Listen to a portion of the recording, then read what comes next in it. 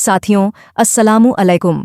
आज हम उस सरजमीं की बात करेंगे जिसे इस्लामिक हिस्ट्री और अहादिसे मुबारका में मुल्क शाम के नाम से जाना जाता है। ये वही इलाका है जिसे खातिमुन नबी सल्लल्लाहु अलैहि वसल्लम ने बरकतों वाली ज़मीन कहा। सीरिया की मुक़द्दस ज़मीन सहाबा इकराम की कुर्बानियों से महकती है और क़यामत से पहले हज़रत ईसा अलैहिस्सलाम भी इसी सरजमीं की राजधानी दमिश्क में उतारे जाएंगे। चलिए जानते हैं विस्तार से, तो बने रहे हमारे साथ आखिर तक। आप देख रहे हैं SD24। मैं युसरा परवीन। दमिश्क की उमैया मस्जिद में 20 साल बाद नमाज अदा की जा रही है। बशर अल असद की राराकर ने इस मस्जिद को ताला लगा दिया था। अब यह मस्जिद आज़ाद है।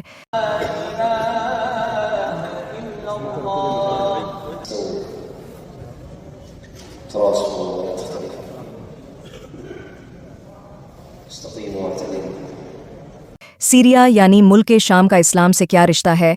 वहाँ पेश आने वाले और आ चुके तारीखी वाक़यात जो इस्लाम से जुड़े हुए हैं, वहाँ के मौजूदा हालात और इससे उम्मते मुस्लिमा को सीखने लायक सबक, और वह हदीस जो इस सरजमीन के फ्यूचर की तरफ इशारा करती है। सीरिया को इस्लाम में एक ख़ास मकाम हासिल है। मुल्क शाम का कुरान और हदीस में कई बार जिक्र किया गया है। कुरान की सूरह बनी इज़राइल और सूरह सबा में शाम की सरजमीन को मुबारक कहा गया है। अल्लाह रब्बुल इज़्ज़त फरमाता है, हमने उसे और उसके आसपास की सरजमी को बरकत दी। सीरिया का इलाका हज़रत इब्राहिम अलैहिस्सलाम, हज़रत मूसा अलैहिस्सलाम, हज़रत ईसा अलैहिस्सलाम समेत कई नबियों से जुड़ा हुआ है। हज़रत याहिया, ज़कारिया अलैहिस्सलाम सीसी इलाके में दावत व तबलीग की।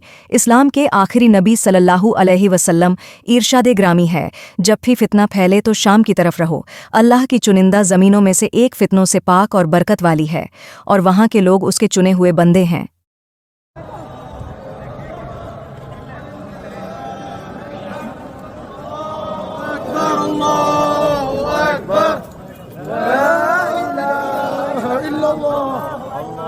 क़यामत से पहले दमिश्क के सफ़ेद मीनार पर हज़रत ईसा अलैहिस्सलाम उतरेंगे।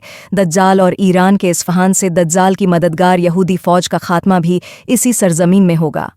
आखिरी दौर में मुसलमानों का सबसे मजबूत गढ़ भी शाम की सरजमी होगी और कई इलाकों की फ़ौजें यहीं इकट्ठा होगी।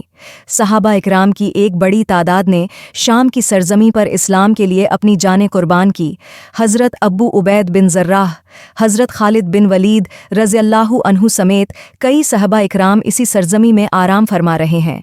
सीरिया की सरजमी का इतिहास हमें इस्लामी जद्दोजहद और फ़तह की याद दिलाता है। हज़रत उमर फ़ारूक रज़ियल्लाहु अन्हु खलीफा बनने के दौरान यह इलाका फ़तह हुआ। हज़रत खालिद बिन वलीद ने दमिश्क को इस्लाम के तहत लाने में अहम किरदार अदा किया। बनु उमैया के दौर में दमिश्क इस्लामिक सल्तनत की राजधानी बना। सलाहुद्दीन अयूबी ने यहीं से क्रूसेडर्स को हराया और यरूशलेम को आज़ाद करवाया।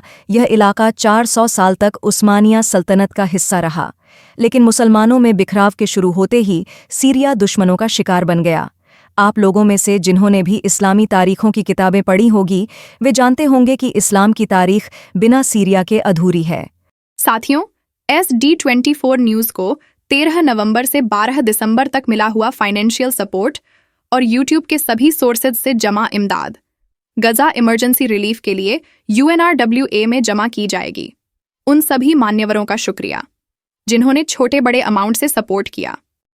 उस दौर में जिसे मुल्क शाम कहा गया, वह आज का पूरा सीरिया, कुछ लेबनान, फ़िलिस्तीन और जॉर्डन का हिस्सा भी इसमें शामिल है। लेकिन आज का सीरिया ही उस इलाके का मरकज़ तब भी रहा और आज भी है, क्योंकि आज के सीरिया की राजधानी दमिश्क में ही वह मस्जिद मौजूद है जहां ईसा अलैहिस्सलाम को उतारा जाएगा और मेहदी अलैहिस्सलाम की इमामत में वो नमाज अदा करेंगे। गौरतलब हो कि किसी दौर में जॉर्डन, फ़िलिस्तीन, लेबनान और आज का सीरिया मिलाकर मुल्क शाम के नाम से जाना जाता। आज ये 4 हिस्सों में बंटा हुआ है। इस्लाम के मुताबिक क़यामत की बहुत सारी निशानियां इस मुल्क सीरिया के साथ जुड़ी हुई हैं। हज़रत इमाम मेहदी भी मदीने से इसी इलाके दमिश्क की तरफ हिजरत करेंगे और यहीं से वह मुसलमानों की क़यादत संभालेंगे, और दज्जाल जैसी भयानक और ख़तरनाक ताकतें होंगी, वह भी इसी इलाके में आकर ही दम तोड़ेगी।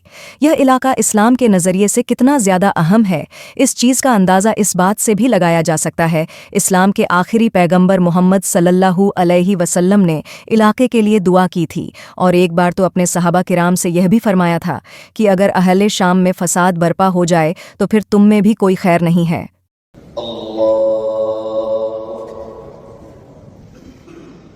अल्हम्दुलिल्लाहि रब्बिल आलमीन अर्रहमानिर रहीम मालिकि यौमिद्दीन। यही वजह है कि आज के बहुत सारे मुस्लिम स्कॉलर्स मिडिल ईस्ट में चल रहे फसादों और दुनिया में इस्लामी दुनिया के बुरे दौर देख रही है। इसके पीछे एक बड़ी वजह सीरिया में होने वाला फसाद भी बताते हैं। अगर मौजूदा हालात के बारे में बात करें तो समझने के लिए हमें सीरिया के पिछले 100 सालों पर नज़र डालनी होगी। 1918 में पहले वर्ल्ड वॉर के बाद फ्रांस ने सीरिया पर कब्जा कर लिया। मुसलमानों के आपसी बेबनाव और बिखराव के बाद बाहरी ताकतों ने इस इलाके को तोड़ने की कोशिश की। 2011 में सिविल वॉर का आगाज होता है। फिर अरब स्प्रिंग के दौरान सीरिया में सरकार विरोधी प्रदर्शन शुरू हुए। बशर अल असद की सरकार और विरोधी गुटों के बीच यह प्रदर्शन खूनी जंग में तब्दील हो गया। ईरान और रूस असद सरकार का समर्थन कर रहे हैं। अमेरिका और उसके सहयोगी विद्रोही गुटों का साथ दे रहे हैं। तुर्की और कुर्द गुट भी अपनी ज़मीन के लिए ही लड़ रहे हैं। इसका नतीजा यह हुआ, लाखों मुसलमान शहीद हुए, करोड़ों लोग बेघर हुए। इस्लामी एकता की कमी का नुकसान आज भी मुसलमान भुगत रहे हैं।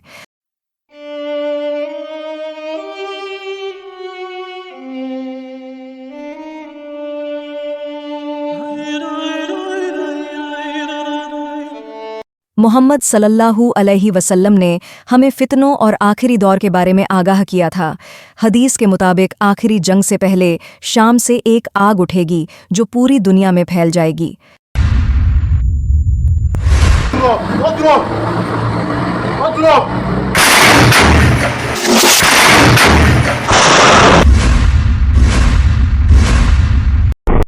मौजूदा हालात को देखकर लगता है कि यह आग सीरिया के क्राइसिस से जुड़ी हो सकती है।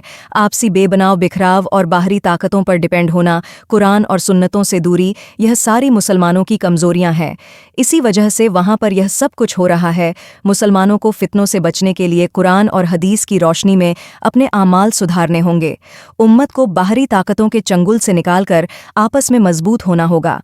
सीरिया सिर्फ एक कहानी, वाक़या या मुक़द्दस मकाम ही नहीं, बल्कि सीरिया हमारी उम्मत के हालात का आईना है। हमें इससे यह सबक लेना चाहिए कि इस्लामी एकता और ताकत के बिना मुसलमान कमज़ोर पड़ जाते हैं। दुआ कीजिए, सीरिया में जो कुछ हो रहा है वो खैर के लिए है, और फ़िलिस्तीन में जो कुछ भी हो खैर के लिए हो, दुनिया में अमन कायम हो। तो ये थी आज की सीरिया को लेकर अहम जानकारी। मिलते हैं अगले वीडियो में। तब तक के लिए फ़ी अमानिल्लाह।